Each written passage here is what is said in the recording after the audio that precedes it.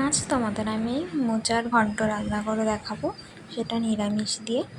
নিরামিষভাবেই সেটা আমরা প্রথম মোচাটাকে এইভাবে ছাড়িয়ে নিচ্ছি। তোমরা সবাই জানো কীভাবে মোচা ছাড়াতে হয়। কম বেশি মোচার মাঝখানে একটা মোটা অংশ থাকে, সেটা ফেলে দিতে হয়। তারপরে মোচার যে সামনে একটা সাদা রঙের থাকে, ওটাও ফেলে দিতে হয়। এইরকম তোমাদের দেখাচ্ছে কীভাবে ফেলে দিতে হয়।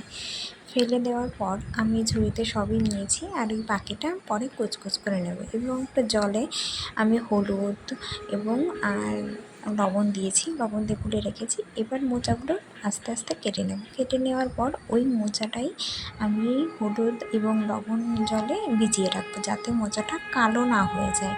ঠিক এই প্রসেসে সব মোচাগুলো আমি নতুন করে আবার কেটে নেব। কেটে নেওয়ার পর তারপরে আমি একটা পেস্ট তৈরি করব, আদা, জিরে এবং লঙ্কা, তার মধ্যে একটা টমেটো দিয়ে একটা সুন্দর করে একটা পেস্ট তৈরি করে নেব। সাথে জিরে দেব। জিরে আমি আবারও বলছি কী মশলা করে নেব: আদা, জিরে, লঙ্কা এবং একটা টমেটো সুন্দর পেস্ট বানিয়ে নিয়েছি। নেওয়ার পর আমি মোচা এবং আলুটা খুব সুন্দর সিদ্ধ করে নিয়েছি। সিদ্ধ করে নামানোর পর আমি কড়াইতে প্রথম তেল দিয়েছি, তারপরে তেজপাতা এবং কালো জিরে ফোড়ন দিয়েছি। তারপরে ওর মধ্যে যে মশলাটা করে রেখেছি সেই মশলাটা আমি এইভাবে দিয়ে দিচ্ছি। দিয়ে আমি খুব সামান্য একটু লবণ এবং হলুদ দিয়ে এটাকে আমি নাড়াচাড়া করে নেব। নেওয়ার পর ওই মোচাটাই ভালো করে ভেজে নিয়ে তারপরে ওর মধ্যে আমি মোচাটা দিয়ে দেবো।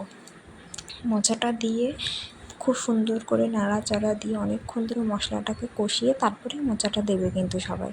আমিও সেটাই করেছি। তারপরে এইভাবে নাড়াচাড়া করে করে আমি একটা চালের গুঁড়ো আমাদের চাল গুঁড়ো করা ছিল, সেটাই আমি পেস্ট নিয়েছি। চালের গুঁড়ো একটা গুলিয়ে রেখেছি বাটিতে, তার মধ্যে আমি দিয়েছি হালকা একটু গরম মশলা এবং হলুদ আর লবণ। এই পেস্টটা আমি দিয়ে দিলাম। দেওয়ার পর আমি এটাকে খুব সুন্দর করে নাড়াচাড়া করতেই থাকবো। থাকার পর যখন দেখবো এরকম কড়াই থেকে উঠে আসছে, হালকা হালকা হয়ে গেছে নাড়াচাড়া করে, তখন আমি এটাকে নামিয়ে নিয়েছি। এবার আমাদের মোচার ঘন্ট রেসিপি যদি ভালো লাগে তাহলে একটা লাইক করে দিও।